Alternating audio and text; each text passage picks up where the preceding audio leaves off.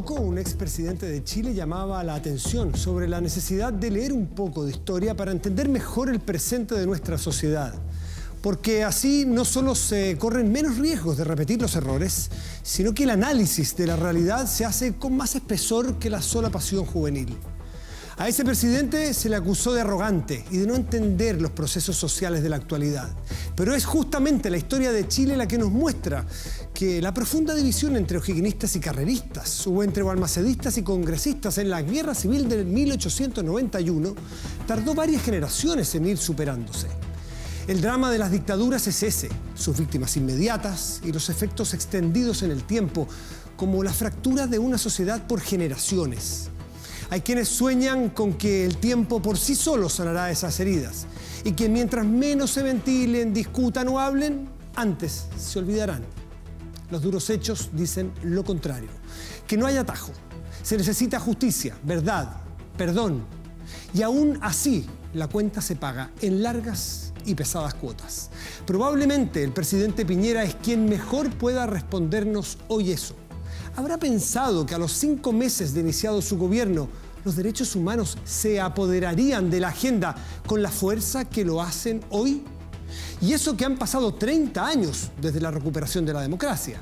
Bastaron un par de fallos de la Corte Suprema en favor de violadores a los derechos humanos y el error de nombrar como ministro a un hombre que se mostró insensible con las víctimas para producir un terremoto político, generar una crisis de gabinete y fisurar la alianza de gobierno.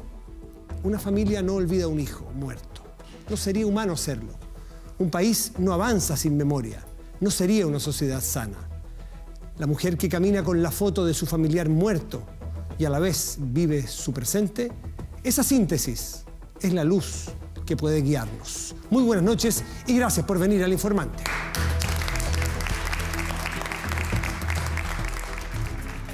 Nació en Santiago el 1 de diciembre de 1949. Fue el tercero de los 6 hijos del matrimonio de José y Magdalena. Fue scout. Egresó en 1967 del Colegio Verbo Divino, casado con Cecilia Morel desde 1973.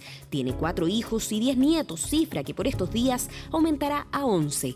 Ingeniero comercial de la Universidad Católica, mejor alumno de su generación, doctor en economía de la Universidad de Harvard.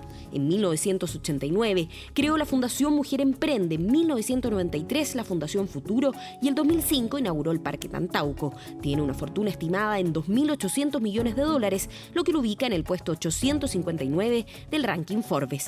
Fanático de Charles Aznavour, su película chilena favorita es Machuca y su canción chilena favorita Gracias a la vida de Violeta Parra. 3 veces candidato a presidente, en las elecciones de 2005 fue derrotado por Michelle Bachelet. En 2009 se impuso sobre Eduardo Frei y en 2017 sobre Alejandro Guiller. Hoy, en El Informante, el presidente de la República, Sebastián Piñera Echenique.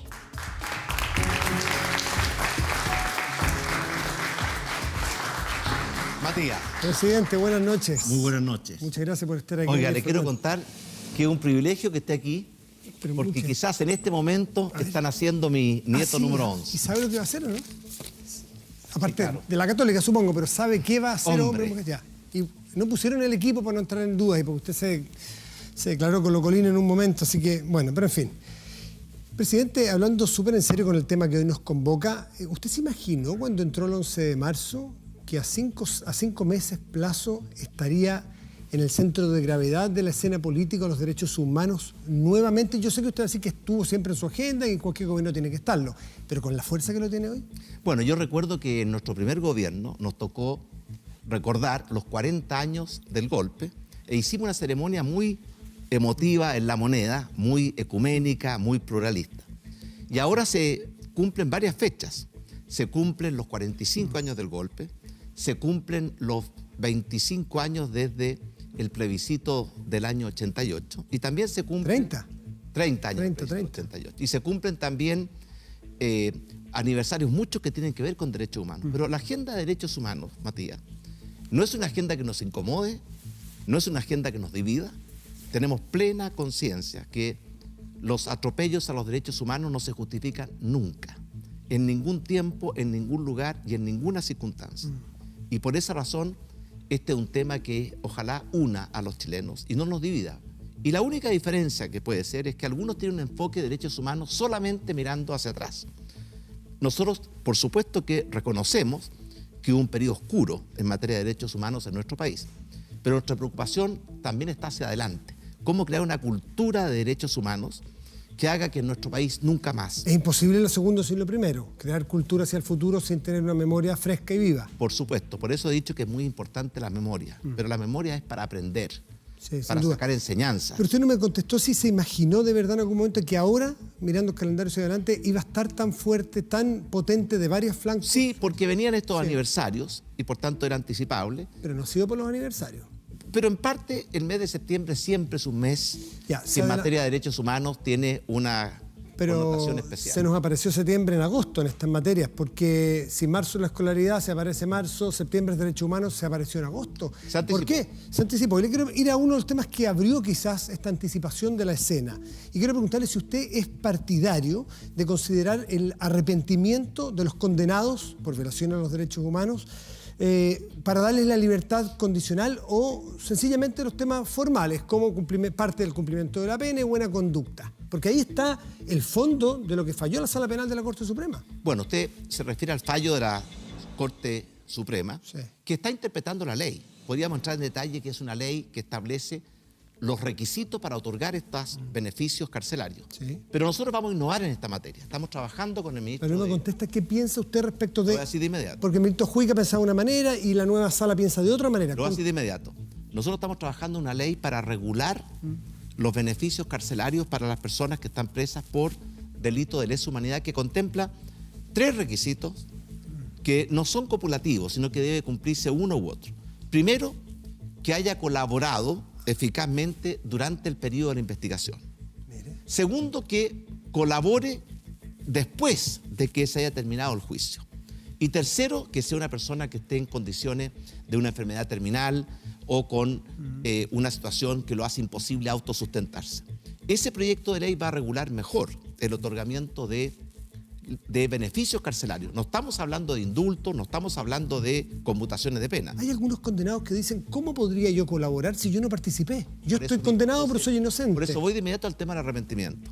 Si una persona siente que no tuvo responsabilidad, recordemos que muchos de los que están procesados eran muy jóvenes el año 73 y obedecían órdenes. Entonces a muchas de esas personas sostienen que ellos no actuaron de mala fe, que simplemente obedecieron órdenes en un ejército que en ese minuto era muy vertical. Y por tanto, cuando uno le exige a una persona un arrepentimiento, muchas veces está violentando lo que es su propia percepción.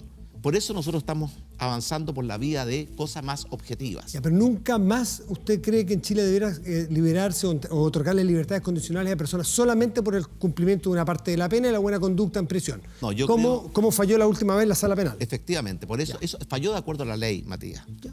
Y el que interpreta la ley en Chile es la Corte Suprema. No cualquier persona, y eso es importante. Pero nosotros queremos cambiar la ley Me parece. estableciendo este requisito de colaboración y agregando además la posibilidad de otorgar un beneficio cuando la persona es un enfermo terminal. Mire, Matías, cuando una persona se está muriendo de cáncer, yo creo que es humanitario y hace bien a la sociedad permitirle, cualquiera hayan sido sus delitos anteriores, que pueda morir con dignidad junto a sus seres queridos. Ese fue el primer episodio, los fallos de la Corte Suprema. Pero el segundo episodio fue el episodio de Mauricio Rojas. Yo quisiera saber en el fondo, la decisión suya de sacar a Mauricio Rojas pasó por la incompatibilidad que tendría hacia adelante de hacer su trabajo, cuando aparentemente no iba a ser interlocutor de artistas, por ejemplo, del mundo de la cultura, o por un asunto de fondo, porque él se demostró insensible en materia de derechos humanos. ¿Qué lo movió a usted? Mire, pasó por 2 cosas. En primer lugar, yo no comparto las palabras que él dijo al referirse a un montaje, a un engaño respecto al Museo de la Memoria. Pero además, era indudable que uno como presidente también quiere ver si un ministro va a poder ejecutar la ambiciosa agenda cultural que tenemos para Chile. Y yo llegué a la conclusión de que por ambas razones no era conveniente que él siguiera como ministro. Perfecto, ambas razones. ¿Y alguna le hizo tomar la decisión definitiva? ¿Cuál pesó más Mire, en el fondo? nosotros cuando nombramos a Mauricio Rojas, que entre paréntesis es una persona muy talentosa, que tiene un compromiso con los derechos humanos de por vida, que además, cierto, hace una gran contribución a la libertad, a la democracia, y le tengo mucho aprecio. Pero ese error comunicacional, a mi juicio, fue... ¿Solo comunicacional? No, el error comunicacional de afirmar lo que afirmó, es una comunicación, y decir que el Museo de la Memoria era un montaje o un engaño, me pareció a mí que era lo suficientemente grave como para tomar la decisión de que no siguiera en el ministerio. ¿Y el tema de fondo que esbozó en una entrevista y en el libro también le parecen sumamente graves? Cuando hablo de lo que él comunicó, comunicacional es lo que uno comunica. Lo que él comunicó, su opinión, su apreciación del Museo de la Memoria, yo no la comparto. ¿Lo sorprendió a usted eso? Porque él era quien le hacía los discursos, lo ayudaba. Usted me imagino que tuvo largas conversaciones con él privadas. Me sorprendió, no conocía esas declaraciones, Matías. De hecho, usted sabe que antes de designar a las personas tenemos un mecanismo de que se controla mucho antecedente. Pero no fuimos capaces de leer todo lo que él había escrito. Además, un hombre que ha escrito mucho a lo largo de su vida. ¿Y en las conversaciones nunca aparecían estos temas? Porque no, al revés. A mí siempre que he conversado con Mauricio Rojas, siempre he visto en él un profundo compromiso con el respeto a los derechos humanos. ¿Él va a seguir en su gobierno? Bueno, yo tengo aprecio por Mauricio Rojas y si él puede colaborar en algún frente, yo no tengo inconveniente. Ahora, ¿cuál es la diferencia entre lo que dijo Mauricio Rojas y lo que dijo Roberto Ampuero, el actual canciller, coautores del libro de los conversos? Es distinto. Ampuero dijo que era el Museo de la No Memoria. La mala memoria. O de la mala memoria. Y uno puede perfectamente, si se logra discutir en forma racional y no solamente en base a slogans y prejuicios, uno perfectamente puede decir, como es mi pensamiento desde siempre, que nada justifica las violaciones a los derechos humanos.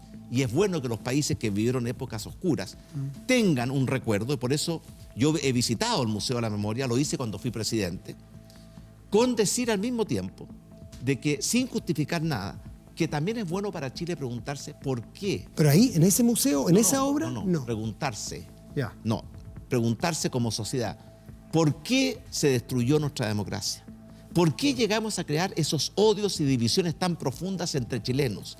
¿Por qué el Estado de Derecho se debilitó de tal forma?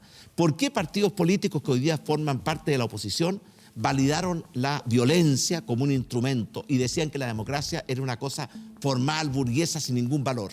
Esa reflexión también es necesaria también es útil para el futuro. Pero usted también está en desacuerdo en lo que Roberto Ampuero. Usted no califica, me imagino, a ese el Museo de la Mala Memoria. ¿Por qué esa diferencia con Ampuero en una materia tan sensible no lo hace porque salir no del es lo gabinete? mismo, Matías, no es lo mismo hablar de un montaje, de un engaño, que decir, cierto, que esa memoria no representa ni interpreta a todos. Uno ofendió y el otro explicó. Sí. ¿Eso es? Claro, y todos tienen derecho a tener sus propias opiniones. Y yo respeto el derecho a la libertad de opinión.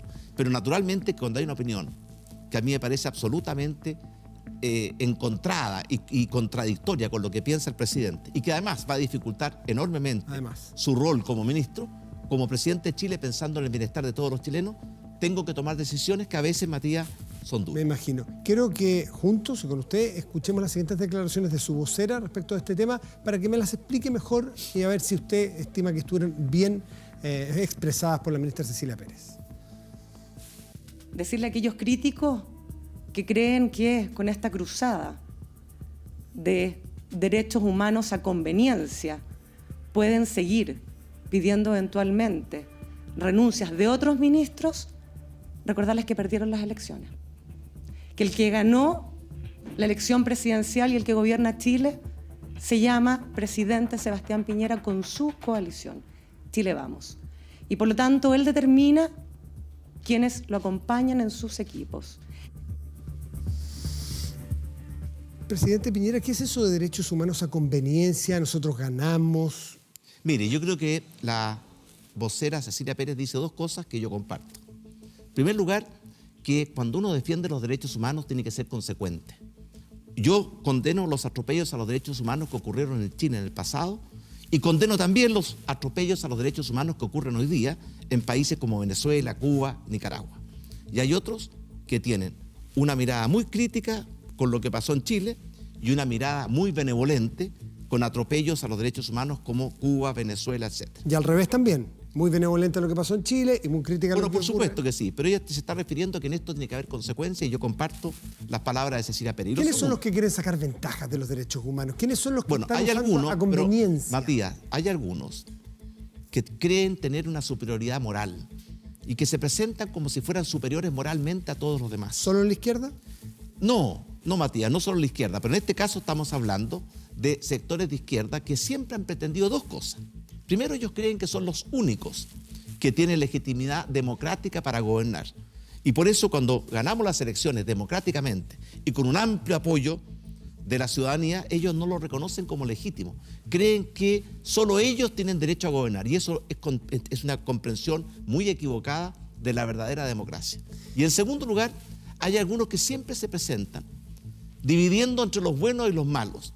Mire, yo le digo una cosa, Matías, el día del juicio final, y yo creo en Dios, la línea divisoria entre el bien y el mal no va a dejar a un lado a un sector político y al otro sector político. Va a pasar por la mitad del corazón de cada uno de nosotros, separando lo bueno y lo malo que tenemos dentro. ¿Y qué pasa en su corazón, que usted lo menciona, cuando todos quienes vivimos en Chile hace mucho tiempo sabemos que usted proviene culturalmente de la oposición a esa dictadura? Culturalmente me refiero, usted jugaba en equipo con ese grupo, de hecho votó que no, participó activamente, después la democracia es otra cosa. Entonces, a veces no se siente un poco incómodo desde esa mirada cultural cuando hablan de la conveniencia, cuando hablan de la mala memoria. ¿No se siente un poco pollo en corral ajeno en esa materia? Usted tiene razón. Mi padre y mi madre fueron fundadores de la democracia cristiana. Ellos y yo también fuimos siempre opositores al gobierno militar. Sin perjuicio que yo puedo reconocer que el gobierno militar hizo cosas muy positivas para Chile, la modernización, la apertura, la integración. Pero ¿por qué yo fui opositor al gobierno militar? Porque me pareció siempre que el tema de los derechos humanos era una línea divisoria. Y por esa razón yo siempre fui opositor, no solamente en el plebiscito del 88, siempre. Una vez que recuperamos la democracia, la recuperamos para que cada uno pudiera libremente tomar sus caminos y yo tomé los míos. Ya, pero yo me refiero a esa pertenencia cultural de haberse opuesto, cuando un país estaba bien dividido en el sí y el no. Nosotros dos que somos mayores lo vivimos eso. Y usted estaba en ese otro sector, insisto, en este ethos, en este reconocerse.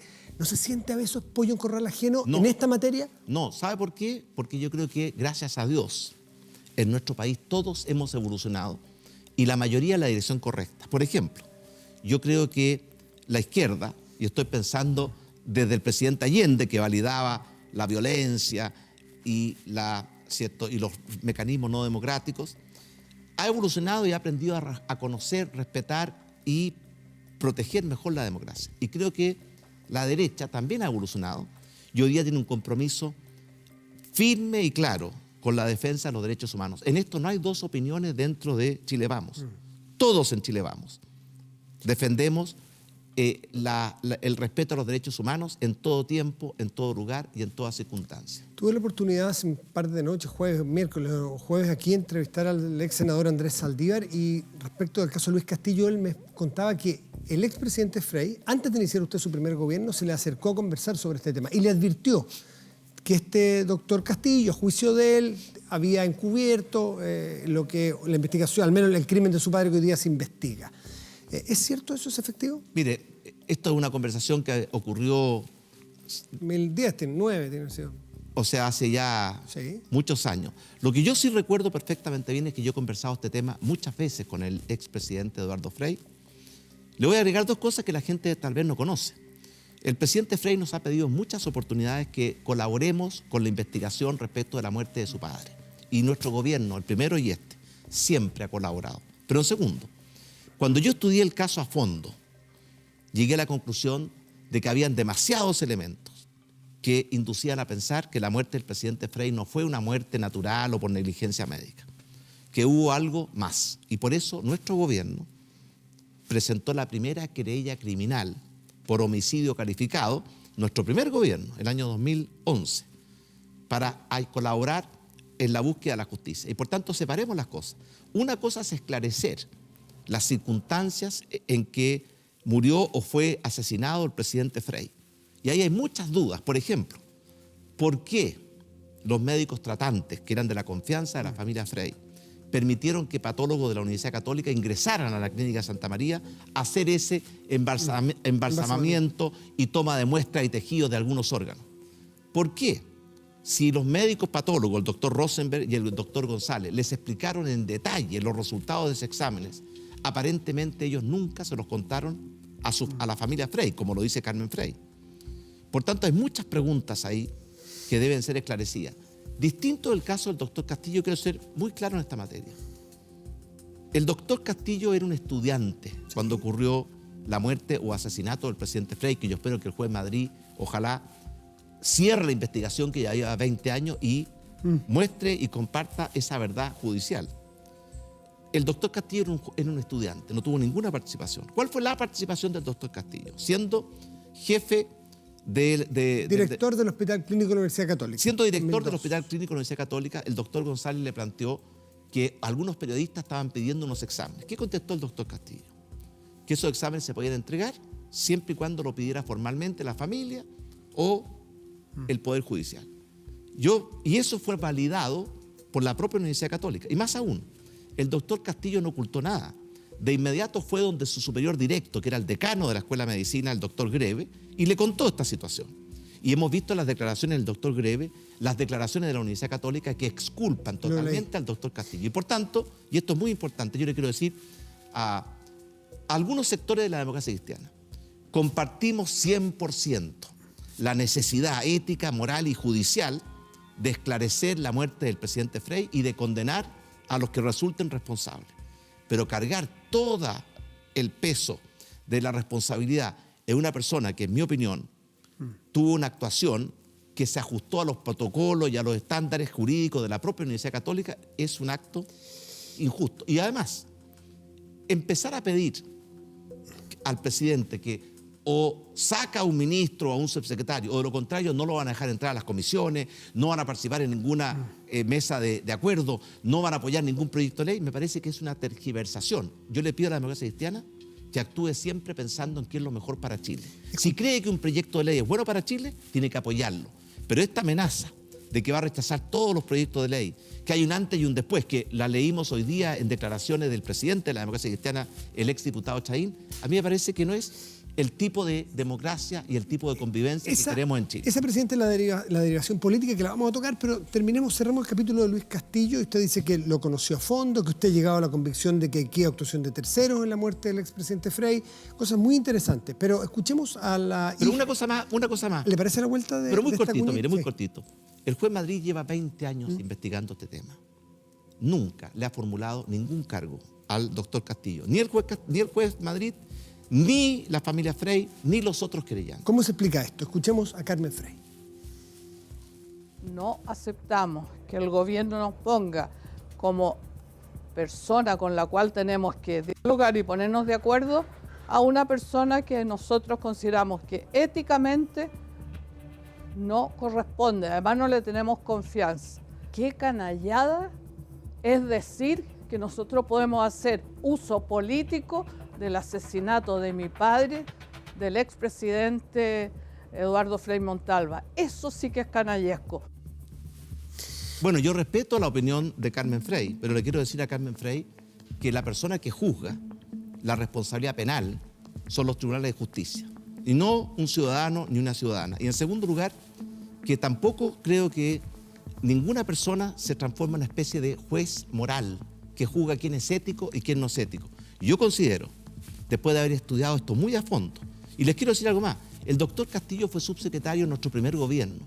Nunca nadie levantó ese punto. ¿Y qué cree que está pasando ahora? ¿Que lo están utilizando políticamente? Mire, yo no quiero calificar intenciones, pero le quiero decir a la familia Frey, yo tengo el mayor aprecio y cariño por el presidente Frey. ¿Es amiga de su familia? Fue amigo de mi familia, él muchas veces venía a mi casa. Yo recuerdo con nostalgia esos almuerzos en que nos sentaba mi padre para que escucháramos a los próceres de la democracia cristiana, Gabriel Valdés, el presidente Frey, Radomiro Tomic, Bernardo Leito. Y por tanto, en buscar esclarecer la muerte del presidente Frey, que le interesa no solamente a la familia Frey, le interesa a todo Chile, porque fue presidente de Chile. Vamos a estar siempre del mismo lado. Pero de ahí a que una persona diga, este es el responsable o este es el responsable, y en consecuencia usted tiene que sacarlo del gabinete, ¿qué pasa si mañana alguien opina que hay otro ministro que es responsable? Entonces un presidente tiene que actuar pensando en lo mejor para Chile. Eso le iba a preguntar, ¿usted siente que de alguna manera la oposición está uniéndose detrás de este caso y después a lo mejor, si así como fue Varela, fue Rojas, ahora quieren Castillo y que puedan ir a por más y que esto, o sea, ¿lo ve en una utilización? No una me presión? parece una buena práctica. Por eso yo como ¿Pero la presidente, por supuesto que la veo. La ve. Pero yo como presidente de Chile no tomo decisiones en materia de ministro o subsecretario en función de las presiones, de las redes sociales o de lo que opine. Tomo decisiones en base a lo que yo creo lo mejor para Chile. Por ejemplo, yo pensé que las opiniones y declaraciones del ministro Varela respecto del bingo, no solamente no las comparto, sino que además pensé de que hacía muy difícil que él pudiera cumplir la labor que como presidente le había encargado, que es llevar adelante la agenda de educación. Y en dos palabras, porque la educación es muy importante. Nuestra agenda de educación es muy importante y es muy ambiciosa. El gobierno anterior hizo muchas reformas en educación, menos la más importante de todas, que fue la calidad. Y nuestra primera prioridad es mejorar la calidad de la educación en todos los niveles. Segundo, tenemos una tremenda brecha en materia de cobertura de la educación preescolar, especialmente con los sectores más vulnerables. Y ahí es donde podemos nivelar la cancha, igualar oportunidades. Tercero, la educación técnico-profesional en nuestro país es absolutamente necesaria, pero se quedó en el siglo XX y tenemos que hacer una educación técnico-profesional del siglo XXI, digital, con las nuevas tecnologías. Y finalmente, nuestro sistema de capacitación, Matías, gasta 360 millones de dólares y no produce ningún impacto. Y por tanto estamos dejando a nuestros trabajadores sin capacitación para poder integrarse a la sociedad del conocimiento y la información. Esa es la agenda de educación y yo pensé que por los debates, las polémicas en torno al ministro Varela, se estaba entorpeciendo la implementación de esa agenda y por eso pensé que tenía que dejar el... Y en el caso de Luis Castillo no puede pasar lo mismo, que usted tenga la convicción, que lo haga bien, que es inocente, que lo están cargando con cosas que no ha hecho, pero si se torna algo imposible de superar y un obstáculo político, ¿va a operar de la misma manera o usted nos garantiza que usted a Castillo, salvo que se descubra algo que no conocemos, no lo va a sacar? No, mire, un presidente está permanentemente evaluando a los ministros, a los subsecretarios, a los intendentes, a los gobernadores. Pero yo lo hago en base, ¿cierto?, a un criterio, que es qué es lo mejor para Chile. Y no me dejo presionar, porque si me dejase presionar, Matías, cada partido pediría la salida de un ministro. Yo quiero recordar, en alguna época en Chile hubo una república parlamentaria, en que el Parlamento votaba a los ministros todos los días y eso condujo a una tremenda crisis. Y por tanto, esa conducta de decir, o usted me saca a este ministro. ¿Te has recordado el parlamentarismo con esto? No, estoy recordando que hubo una época en que el exceso de parlamentarismo produjo muchos problemas. Pero, Matías, yo le quiero decir con mucho respeto a la democracia cristiana, porque he seguido con atención las declaraciones del presidente y sé que tiene una junta. Entre paréntesis, iba a ser el día lunes. Yo sé que el diputado Andrés Elwin está muy enfermo. Y quiero aprovechar de reconocer y rendirle un homenaje, porque Andrés Elwin fue un hombre consecuente y un hombre al cual yo le tengo mucho aprecio y mucha admiración. Pero cuando un partido dice, mire, o usted me saca a este subsecretario, o yo simplemente voy a votar en contra todos los proyectos de ley, incluso los que son buenos para los chilenos, me parece que ese partido está equivocando el sentido de lo que esperan los chilenos de partidos políticos, ¿cierto?, comprometidos. No lo va a sacar. Por esa presión, por esa vía, no lo va a sacar. Por esa presión, no lo va a sacar. Si algún día llego a la conclusión de que cualquier ministro, cualquier subsecretario ¿es obstáculo? Es un obstáculo o no es la mejor persona, por supuesto que voy a tomar las decisiones que correspondan. Oye, usted en la mañana habló del Museo de la Democracia. ¿De qué va a constar esto? ¿Este va a ser un museo para darle espacio a los que están dolidos o están en contra de la fórmula del Museo de la Memoria? Es decir, ¿va a ser de mucho contexto? ¿Va a ser explicar cada una de las cosas con todos sus antecedentes? Matías, el Museo de la Democracia fue una propuesta que hicimos durante nuestra campaña. No es una cosa que hayamos improvisado ahora. Y yo creo que también es muy importante, igual como es importante el valor de los derechos humanos, yo creo que es muy importante un museo que rescate y que nos permita aprender enseñanzas del valor de la democracia. Por eso, ese museo queremos instalarlo en el actual Museo de Historia Nacional, que queda en la Plaza de la Plaza de Armas. Sí, extenderlo, ampliarlo, y estamos viendo la ampliación de ese museo, y que sea un museo que nos recuerde lo importante que es proteger, cuidar, respetar la democracia, porque hubo muchos periodos en Chile en que distintas fuerzas no respetaron la democracia. Si usted quiere, ¿cierto?, podría dar muchos ejemplos, pero importante que reconozcamos. Y además, no nos quedemos absolutamente atados, ¿cierto?, a una época de Chile. Yo también creo que igual como hay cosas oscuras, hay cosas muy luminosas en la historia de Chile. Por ejemplo, la forma en que recuperamos nuestra democracia el año 90. La forma en que lo hicimos, que fue ejemplar. Normalmente el tránsito de gobiernos autoritarios, militares o dictaduras hacia gobiernos democráticos en medio de crisis política, caos económico, violencia social. Nada de eso ocurrió en Chile. ¿Por qué? Porque tuvimos la visión, la grandeza y la sabiduría de ponernos de acuerdo en cómo recuperar nuestra democracia. El Museo de la Memoria, entre paréntesis, ¿tiene garantizado su financiamiento? Porque han empezado a salir sueldos, costos totales y empieza a generarse una polémica por allí. Usted, dado que está en recortes porque la situación está compleja, ¿usted va a revisar eso? ¿Ha enviado alguna instrucción para que se revise? Bueno, por supuesto que estamos estudiando el proyecto y vamos a nombrar un grupo de trabajo amplio, pluralista, para que nos permita encauzar el sentido, la misión de ese Museo de la Democracia. Ahora, no, me refiero al de la memoria. Los costos, si es que está asegurado el financiamiento para que siga funcionando el Museo de la Memoria como está hasta ahora. Yo quiero recordar a usted que el Museo de la Memoria, igual como el Museo de Estación Mapocho, son corporaciones privadas, pero reciben casi todo su financiamiento del sector público. Una de las cosas que yo creo que no es bueno, que los presidentes creemos corporaciones privadas que se autogestionan y sin embargo son financiadas por todos los chilenos. Yo creo más sano que esos museos, y por eso el Museo de la Memoria no va a ser una corporación privada en que yo como presidente voy a designar a sus miembros, va a ser un museo del Estado de Chile, de la República. Y financiado como está hasta ahora, sin modificaciones. Bueno, naturalmente, este Museo de la Memoria, el lugar donde se va a desarrollar ya existe. Sí, claro. Y la ampliación también ya existe. Y por tanto, el punto de vista de los costos son muy menores. Pero el punto de vista del sentido de también reconocer, porque mire, los países cuando se quedan esclavizados, capturados por los tiempos oscuros del pasado, muchas veces no ven. Es que hay un riesgo en esa frase a querer, no lo creo que usted, pero a decir eso para justamente no revisar el pasado. No nos quedemos en el pasado, miremos al futuro. No, Matías, lo he dicho yo. Yo sé que no es eso. Hay que recordar el pasado, pero para aprender del pasado, para mejorar el futuro. Yo lo voy a decir muy claramente, esto es como una herida. Si usted tiene una herida y la cubre y nunca pretende mirarla, se va a terminar transformando en una gangrena. Si usted abre la herida, la cura, la limpia y después la deja sanar, va a evolucionar. Si usted permanentemente está hurgando en la herida, ¿cierto?, esa herida nunca va a sanar. Y por lo tanto aquí, cuando han ocurrido hechos tan trágicos como lo que pasó en materia de derechos humanos en Chile, que es condenable, inaceptable, yo creo que hay que buscar con mucha generosidad, con mucha grandeza, cómo compatibilizar la búsqueda de la verdad, la búsqueda de la justicia con la búsqueda de la reconciliación. Y le quiero decir algo, usted mencionó en la introducción la guerra civil del 91. Sí, claro. Bueno, en esa guerra murieron más chilenos que en la guerra del Pacífico.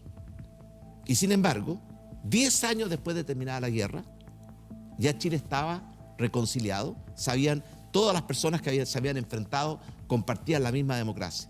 Y por lo tanto yo creo, y esto yo sé que algunos van a tratar de malinterpretarlo, pero yo creo que nuestra principal preocupación como gobierno no está en ser los guardianes del pasado, sino que en ser los constructores del futuro. Esa frase, claro, puede ser malinterpretada como una frase hecha, una frase para el bronce, pero que al final esconde el intento de... No, Matías, es que yo no voy a seguir cayendo permanentemente en la... caer? Porque el pasado, el término caer en el pasado y no caer... No voy a seguir cayendo, no me dejó terminar. No voy a seguir cayendo permanentemente en las malas interpretaciones sesgadas que hacen algunos. Yo como presidente de Chile, y lo he dicho claramente, creo que es bueno recordar lo que pasó en materia de derechos humanos. Por eso creo que el Museo de la Memoria es algo necesario. ¿Cuál es la diferencia entre recordar y hurgar en el pasado? Usted dijo hurgar en el pasado. Sí, porque cuando uno nunca quiere superar el pasado y quiere que ese pasado nos siga dividiendo, enfrentando en forma permanente, yo creo que ese camino no conduce a lo que quiero para Chile. Yo quisiera que los chilenos aprendamos de ese pasado para que nunca más en el futuro, bajo ninguna circunstancia, volvamos a caer en atropellos a los derechos humanos como los que lamentablemente ocurrieron en Chile. El domingo pasado, vamos a cambiar de tema, el domingo pasado estuvo sentado aquí su ministro de Hacienda, Felipe Larraín, y dijo en algún momento que a la derecha, a su sector, suelen exigirle más en materia económica. A ver, escuchémoslo. En materia económica parece que les piden más. A ver. La principal razón que explica la baja de la aprobación de Piñera, en un 40%, la principal razón, son las expectativas económicas y los malos resultados en empleo. ¿Cómo se hace cargo de eso? Mire, yo lo que creo es que en primer lugar ahí hay un nivel de exigencia importante. ¿Ya? Y siento a veces que a nosotros, a los gobiernos de centro-derecha, nos exigen más en esta materia, porque los resultados objetivos en materia de crecimiento son muy buenos. Nosotros llevamos 5 meses de gobierno y nos exigen como si lleváramos 3 años. Entonces, yo lo que digo es, esto es la impaciencia respecto de los proyectos. A ver, ¿les piden más a ustedes? ¿Son más exigentes en esta materia? ¿Usted está de acuerdo con eso? Yo creo que sí. Mire, Matías, déjeme contarle a usted, nunca tengo oportunidad de hacerlo. ¿Qué hemos hecho en estos primeros 5 meses como gobierno? Hacernos cargo de urgencias, problemas urgentes que el gobierno anterior había desatendido. Por ejemplo, la reestructuración de Carabineros, que comprometía seriamente la eficacia en la lucha contra la delincuencia. Ordenar la casa en materia de migración, poner a los niños primeros en la fila, hacernos cargo de la agenda para lograr una mayor igualdad de derechos y dignidad entre hombres y mujeres, enfrentar el tema de la Araucanía en serio. Eso hemos hecho en estos primeros meses, además de convocar a 5 mesas de trabajo para buscar acuerdos nacionales, porque yo estoy convencido que los países avanzan más rápido y llegan más lejos cuando trabajamos con diálogo, con colaboración y no cuando nos enfrentamos con retroexcavadoras. Eso es lo que hemos hecho hasta ahora. Pero ahora viene una segunda etapa, que es la etapa de hacer reformas que estaban en nuestro programa. Por eso le anuncio a usted, este mes vamos a presentar la modernización tributaria. El próximo mes... Disculpe. Vuelvo inmediatamente a eso. No, es que ahora habló de modernización, en la mañana habló de reforma tributaria. Entonces, la palabra es... Porque aquí el ministro la semana pasada no se les salió nunca la palabra reforma. No, pero que mire, no caigamos. No, es que no es la palabra, en lo semántico... No caigamos. Es una modernización y que, por supuesto, requiere reformar la legislación ¿No tributaria. es una manito de gato o vamos a entrar a picar? No es una manito de gato. Es mucho más. Es una modernización y lo voy a explicar después sus contenidos principales. En septiembre, que estamos a la vuelta de la esquina, vamos a hacer la reforma a las pensiones. Además, vamos a hacer una reforma para modernizar la legislación laboral. Vamos a hacer una reforma para enfrentar la crisis terminal que tenemos en la salud pública y privada. Vamos a implementar una reforma para mejorar la calidad de la educación.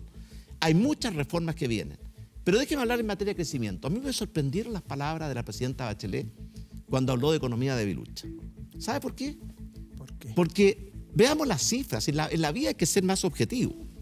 Durante el segundo trimestre, la economía chilena creció 5,3%. Eso es 3 veces más de 3 veces más de lo que creció durante el gobierno de la presidenta Bachelet. Entonces, cuando ella dice que es debilucho el 5,3%, ¿qué adjetivo le correspondería al 1,7%? ¿Qué adjetivo? No sé yo, pues. No, pero Bueno, mucho más fuerte que debilucho. ¿se le ocurre alguno? No, porque no quiero... Mire, yo prefiero buscar la armonía, los acuerdos. No quiero ser el niño terrible que anda descalificando a todo el mundo. Pero le quiero decir algunas cosas más que es bueno que los chilenos sepan. Durante el gobierno anterior, la inversión y la productividad cayeron todos y cada uno de los años.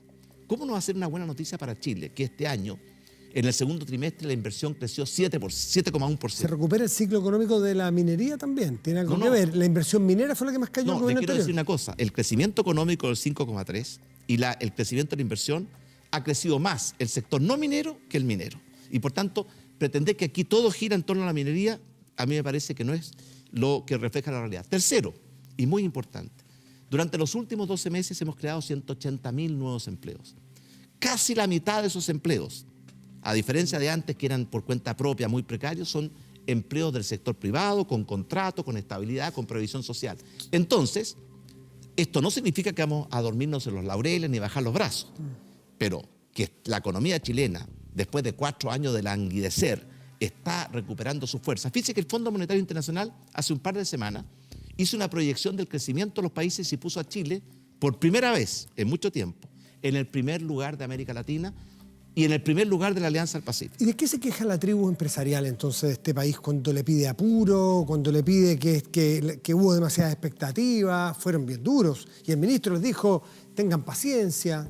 Mire. ¿Se quejan de lleno los empresarios? ¿Usted los conoce? No, mire, la gente es muy impaciente y usted sabe que en Chile todos somos entrenadores de la selección nacional y que si lo nombráramos a ellos entrenadores, Chile sería campeón del mundo. Todos tiramos los penales, esto en forma brillante, al ángulo, cuando estamos en la galería, pero cuando estamos en la cancha es otra cosa con guitarra.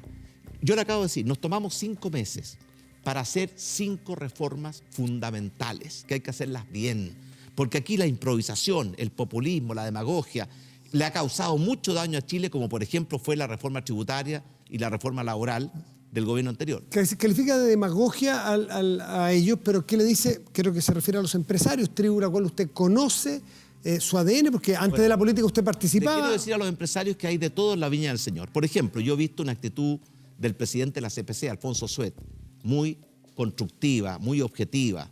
Otros, ¿cierto?, son como estos predicadores, ¿cierto?, que tienen toda... ¿Se refiere al de la Sofofa, Bernardo Larraín? No quiero entrar en nombre, pero... Pero en contradicción se me ocurre él. No le voy a dar nombres, pero algunos, ¿cierto?, quieren que la máquina vaya más rápido de lo que puede ir. Yo le aseguro a usted, Matías, que yo prefiero tomarme una semana más y hacer una buena modernización tributaria que enviar un proyecto tan malo como el que envió el ministro Arenas, que a las pocas semanas tuvo que corregirlo entero. Le pongo el nombre de... Pero hay un punto más que es muy importante, Matías.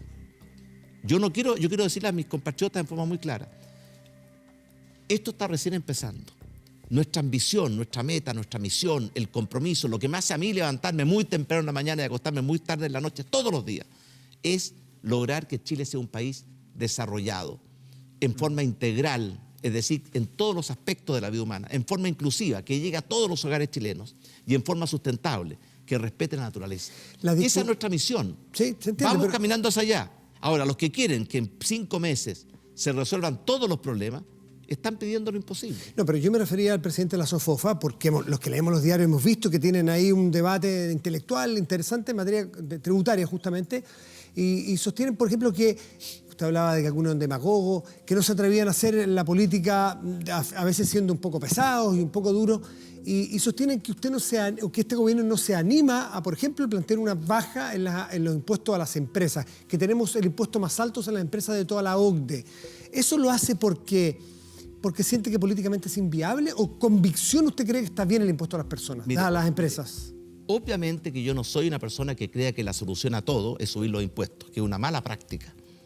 Pero le quiero decir por qué decidí, como presidente, mantener la tasa de impuestos de primera categoría en el 27% y no bajarla al 25%. Alrededor del 25%. Nosotros dijimos que íbamos a tender hacia la tasa promedio de la OECD. No dijimos que lo íbamos a hacer de inmediato. Por 2 razones. En primer lugar, porque heredamos una situación fiscal extraordinariamente grave. ¿Peor de la que suponían? Peor que la que suponíamos. El gobierno dijo que el déficit fiscal era 1,7 y era mucho más. Además, estaban esos 5.500 millones de gastos comprometidos que no estaban considerados. Pero además de eso, usted sabe, Matías, que la deuda pública de Chile se duplicó durante el periodo del gobierno anterior. Por eso, las clasificadoras de riesgo nos rebajaron la clasificación de riesgo. Pero además de eso... Hay algunos que dicen que nuestra conducta fiscal, por así decirlo, proviene desde incluso antes de su primer gobierno. Eso lo dijo una mujer que representa a una de las clasificadoras, que fue desmentido por todo lo que ha dicho esa clasificadora. Esa misma clasificadora, durante nuestro gobierno, reconocía el fortalecimiento de la situación fiscal. Y por tanto, cada uno opina lo que quiera. Pero hay que ver las cifras, hay que ver los datos. La primera razón es que heredamos una situación fiscal muy grave, insostenible. Si no tomábamos medidas para recuperar la sanidad fiscal, la economía chilena iba por mal camino. Pero la segunda razón, Matías, ¿qué ha pasado en estos últimos 5 meses? En parte por la guerra comercial entre China y Estados Unidos, que le causa un tremendo daño a Chile. Fíjese usted, cuando llegamos al gobierno el precio del cobre estaba en $3.20 la libra, hoy día está en $2.65. El precio del petróleo estaba en $40 y hoy está sobre 60. O sea, la guerra comercial, que ojalá termine de una vez por todas, porque solamente causa daño. Y yo espero que prime la cordura entre Estados Unidos y China, nos ha causado un tremendo daño. Entonces, como presidente, yo tengo que ser responsable.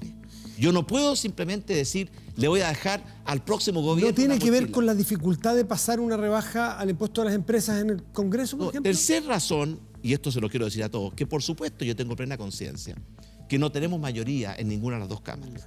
Y por tanto, para aprobar los proyectos tenemos que dialogar, tenemos que buscar acuerdos. Si alguno de estos factores cambia dentro de su periodo, ¿usted volvería a insistir con una rebaja en impuestos a Bueno, las empresas? naturalmente que si la situación fiscal mejora, si los términos de intercambio, el precio del cobre y el precio del petróleo mejoran, si tenemos mayor apoyo en el Congreso, vamos a reconsiderar muchas de las medidas. Eso es lo que hace un buen presidente. Está mirando las cifras, los hechos, está escuchando a la gente y toma las mejores medidas. Vamos a hacer una pausa, presidente, ¿le parece? Y vamos a volver a conversar, por ejemplo, la reforma a la previsión, seguridad ciudadana y otros temas. Manténgase aquí en El Informante, ya volvemos.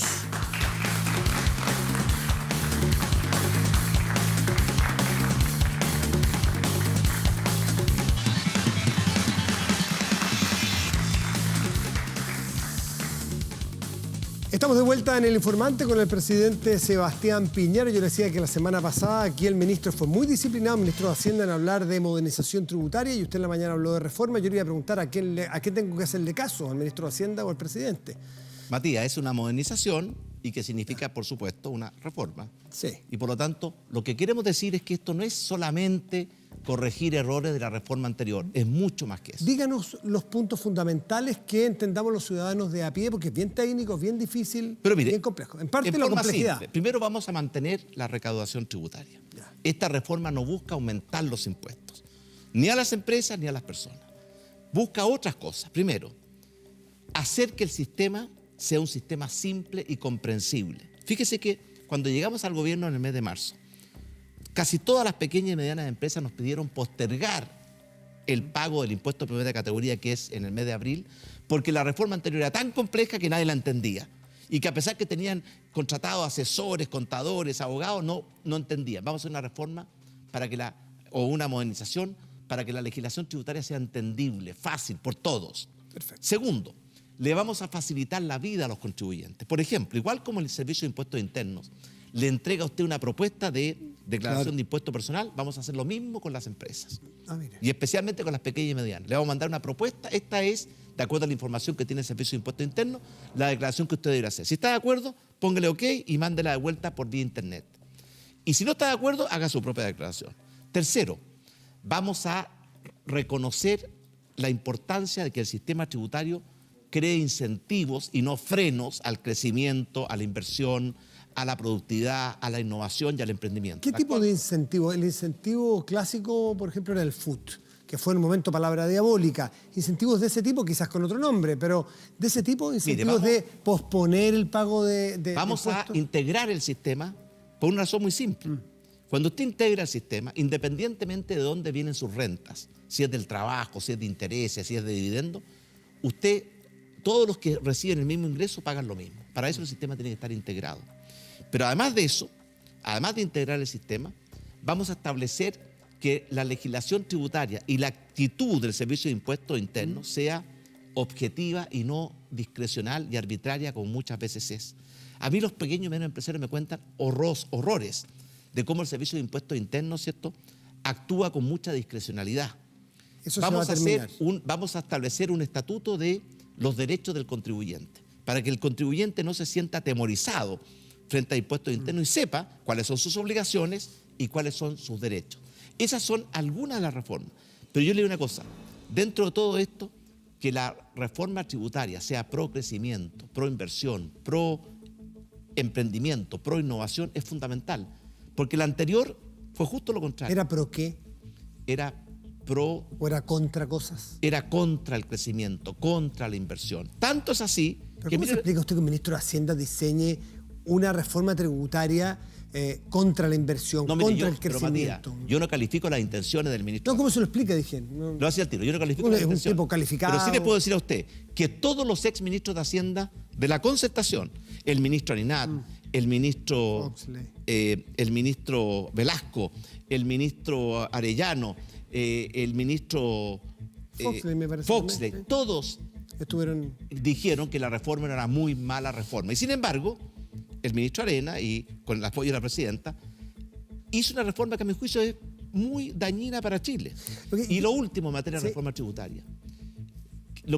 Miren, Matías, viene una revolución tecnológica de tal magnitud.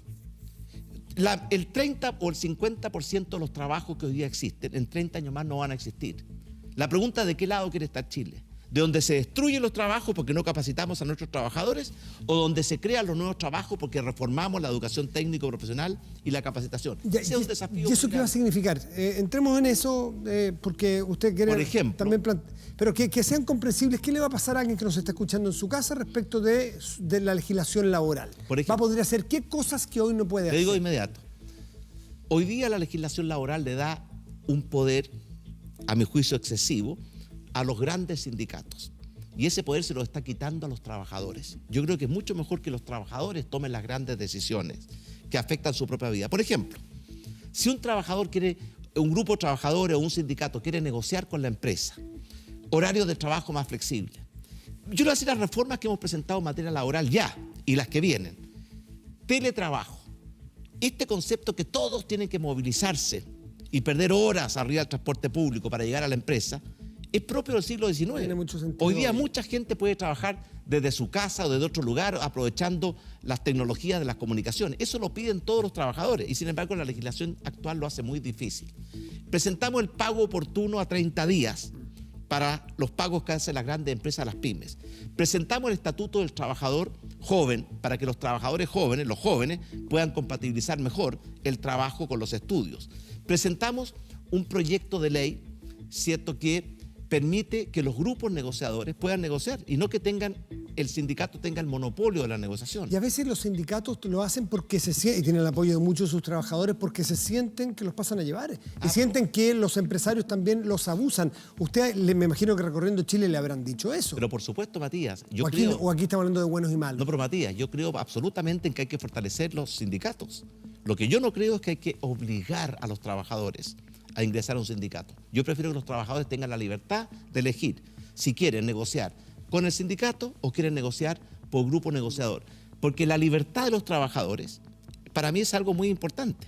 Y siempre se habla esta cantinela de que todo lo que se hace en materia laboral, lo primero que dicen los dirigentes de la CUT, esto va a precarizar. Por ejemplo, el trabajo a distancia, el teletrabajo, el trabajo de hogar. Le quiero decir fuerte y claro, mantiene absolutamente todos los derechos de los trabajadores actuales, pero les da la posibilidad de compatibilizar mejor su trabajo con su familia, ¿Y le quiere quitar? de compatibilizar mejor su tiempo, de no tener que perder 4 horas arriba del transporte público. Entonces yo no logro entender por qué no dejamos que esa decisión, que la tiene que tomar libremente cada trabajador y cada empleador, la decían ellos.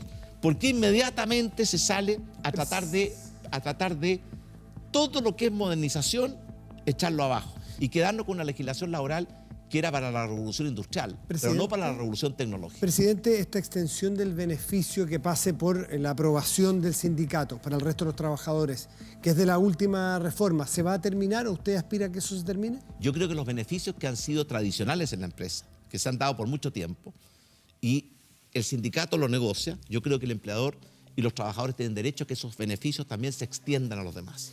Pero, y por tanto, esta prohibición absoluta, que ningún trabajador puede recibir ningún beneficio si no lo autoriza el sindicato. ¿Eso se va a terminar? Lo vamos a regular para que no sea abusivo. Y una cosa muy importante, Matías. ¿Hoy día los sindicatos abusan?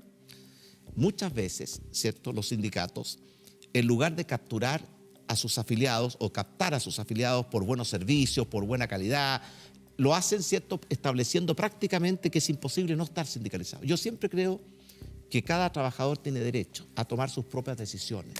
Si el trabajador quiere negociar con el sindicato, fantástico. Si el trabajador quiere negociar en forma individual, está en su derecho. Si el trabajador quiere negociar en un grupo negociador, también está en su derecho.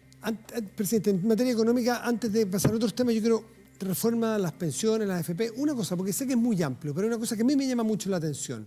Todo versa respecto a qué vamos a hacer con el 4 o el 5% extra que vamos a imponer, ¿no es cierto? Que es del empleador y que para dónde se va a ir el 1%, si el 2% va a ir para allá.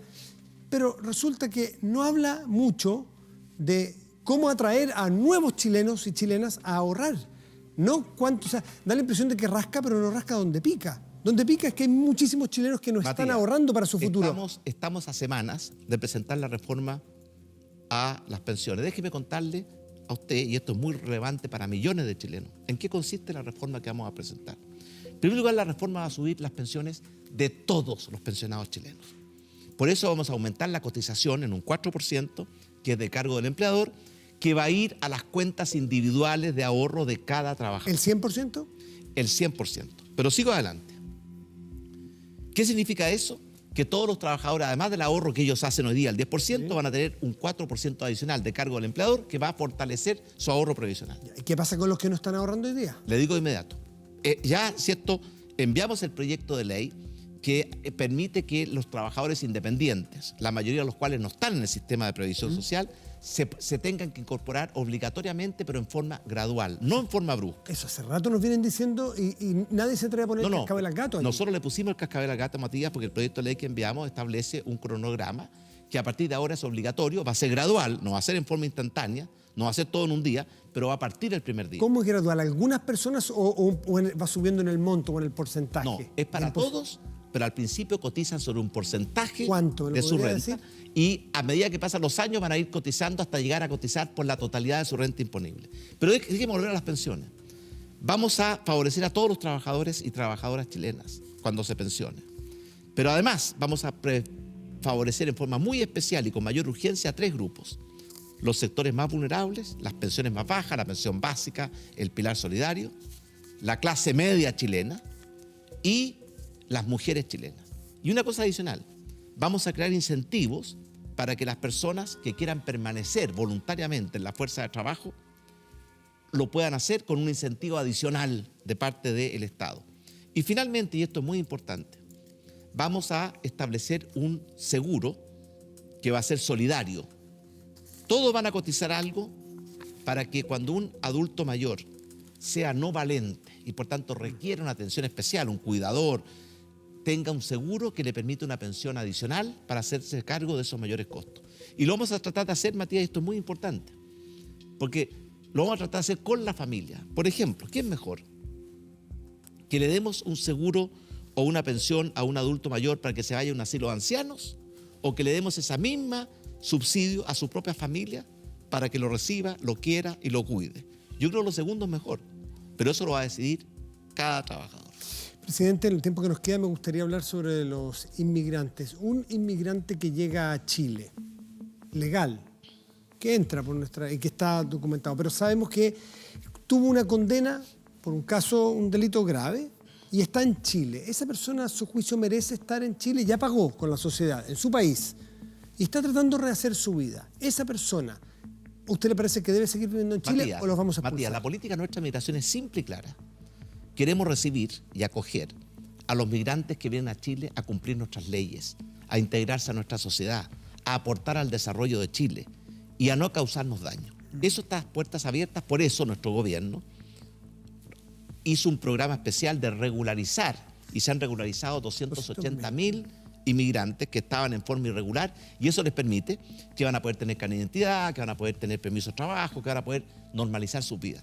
Pero le digo con la misma claridad, las personas que vienen a Chile en forma irregular, que entran no respetando nuestras leyes, que tienen antecedentes penales en sus países o que cometen delitos en Chile, no los queremos en Chile.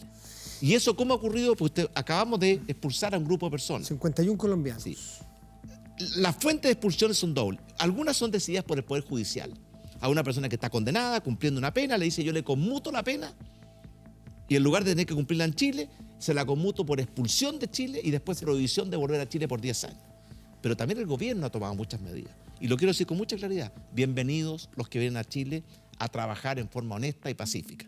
Pero los extranjeros que entren en forma irregular y que tengan antecedentes penales en sus países o cometan delitos en Chile, básicamente narcotráfico y crímenes muy violentos, no los queremos en Chile. Sí, y eso me parece a mí que es natural. Presidente, a su juicio, ¿podría entrar hipotéticamente de manera regular a nuestro país una persona que tuvo una pena, una condena por un delito grave? Si ya cumplió ya pagó, condena, ya cumplió, ¿puede entrar? E ingresó en forma regular a Chile, ¿cierto? Uno no puede pagar 2 veces la misma condena, pero con la misma claridad lo quiero decir. A los extranjeros que vengan a Chile e ingresen en forma ilegal, quebrantando nuestras leyes, si tienen antecedentes penales, no los vamos a dejar entrar. Y si cometen delito en Chile porque entraron en forma ilegal y nosotros lo descubrimos, los vamos a expulsar. Pero a los demás, a la inmensa mayoría que vino a Chile en forma legal o que regularizó su situación gracias a este programa especial y que trabajan en forma honesta y que quieren rehacer sus vidas, bienvenidos sean. Mire, por favor, presidente, la pantalla y tenemos ahí dos titulares de diarios. Expulsar a 2.000 inmigrantes es la meta del gobierno para este año. El titular de la segunda, ahí está, a partir de los 51 colombianos. Pero también tenemos la opinión de dos parlamentarios al respecto, a ver si el director nos pone. Primero, Gabriel Boric dice esta portada, la meta de los 2.000 del gobierno debe ser de lo más violento de los últimos tiempos. Aplauso fácil, apelación hacia el nacionalismo, en fin. En cambio, Andrés Salamán dice sobre la misma portada, gran portada, ordenar la casa significa expulsar el tráfico de drogas, robo, violencia. Aquí dos culturas de mirada. Naturalmente usted, Andrés Salamán es de su coalición, es su socio político, su amigo, lo interpreta más esa. Matías, yo estoy de acuerdo con Andrea Alamán definitivamente. Sí.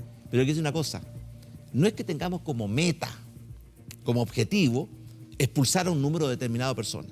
Lo que tenemos es como deber, y lo repito una vez más, que las personas que ingresan en forma irregular a Chile y que tenían, ¿cierto?, un prontuario delictual en sus respectivos países o que cometieron delito dentro de Chile, no los queremos en Chile. ¿Y de dónde sacó ese número el ministro Andrés Chadwick? Habló de 2.000 a fin de año. No, porque si uno hace una estimación de cuántos son las personas que han ingresado ilegalmente en los últimos tiempos y que tienen prontuarios policiales o delictuales en sus países, o los que han ingresado ilegalmente y que han cometido delitos, si uno proyecta eso, llegamos a ese número.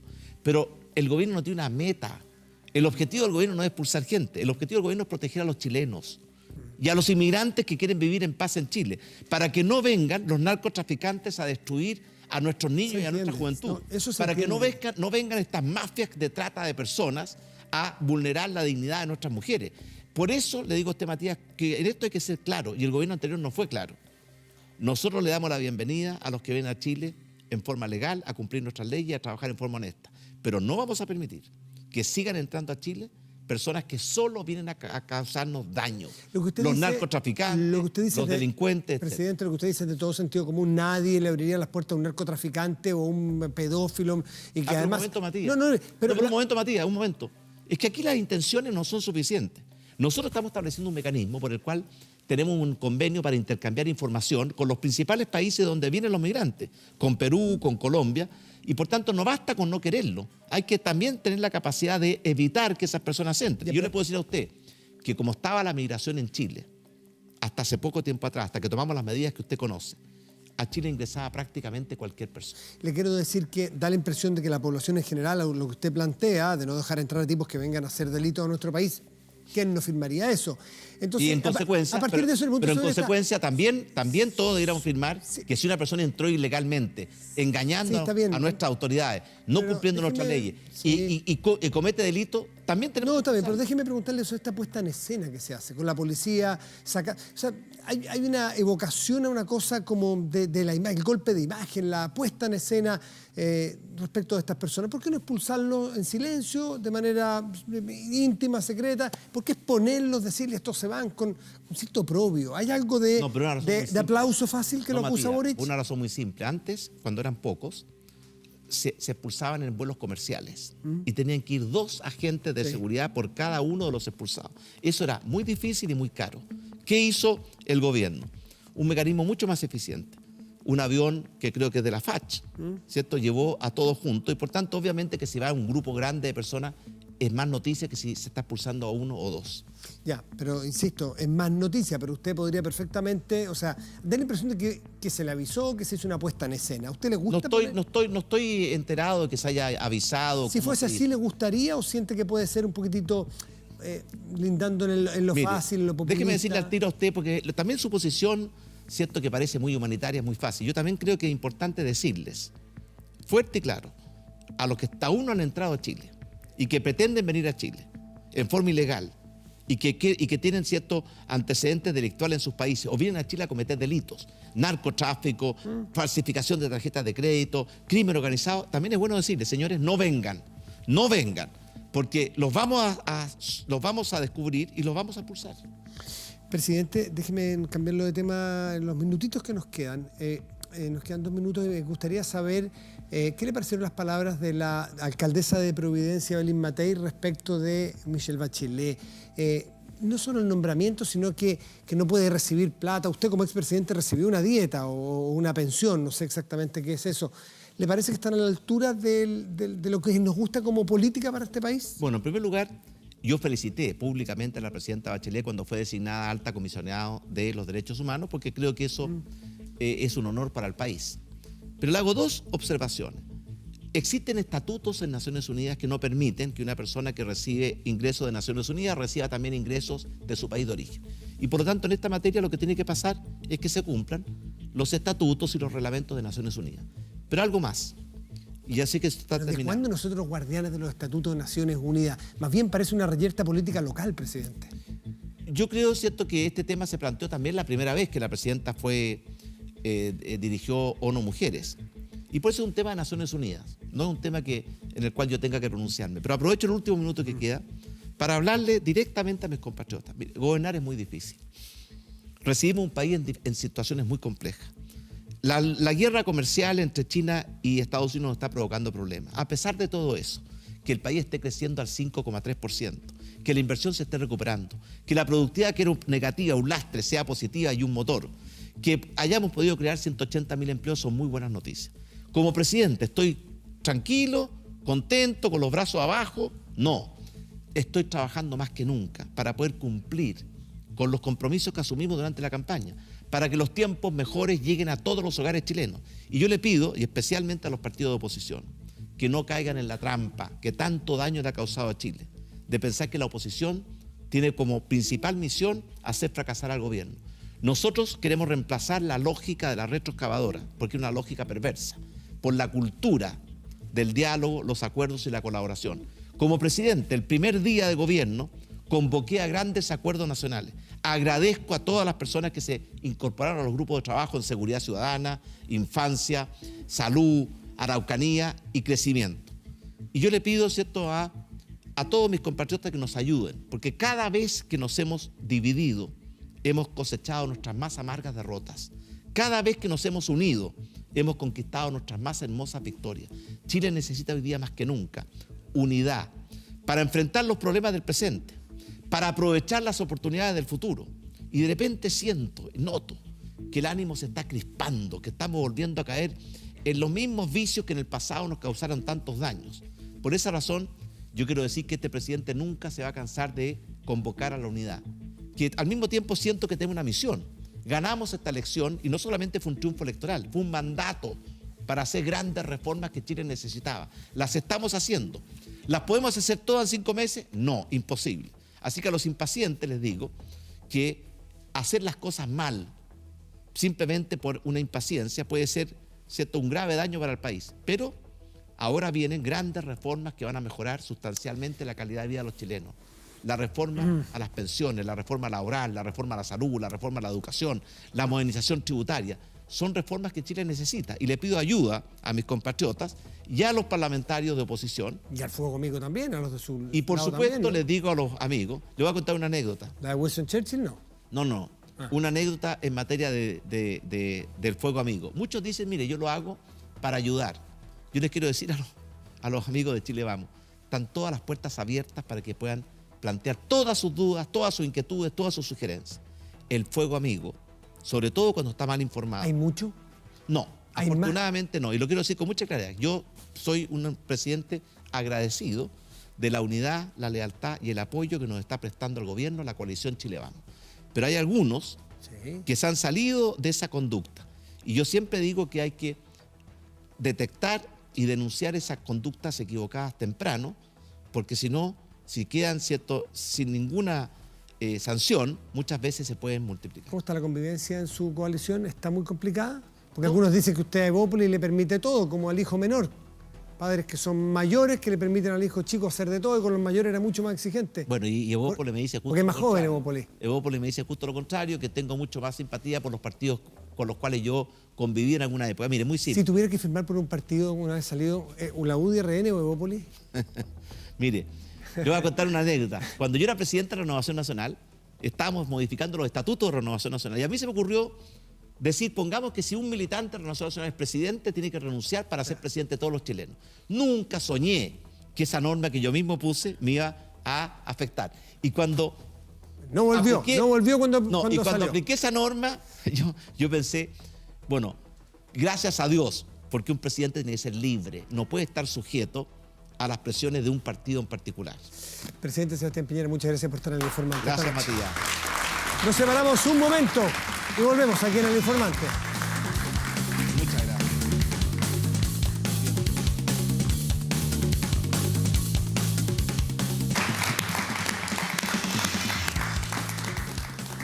Bueno, y estamos de vuelta aquí en El Informante para despedirnos, para darles las gracias por su atención después de haber estado aquí en una conversa profunda, amplia con el presidente de la República. Nos reencontramos la próxima semana. Muy buenas noches y gracias por venir. Buenas noches, presidente. Sobre las redadas policiales masivas, el expresidente de la Corte Suprema, Milton Huica, dijo que él creía que el único fin que cumplen es infundir temor para que la gente no salga a la calle. ¿Cree usted que esta acción policial genera este temor también?